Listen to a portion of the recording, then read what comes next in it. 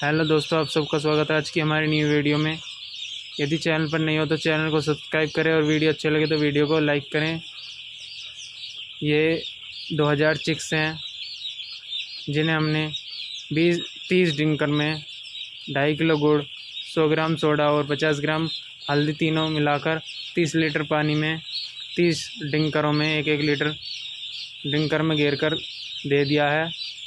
और ये अब डिंकरों में से पानी लगभग ख़त्म हो चुका है। अब हमने इन्हें फीड भी घेर दिया है।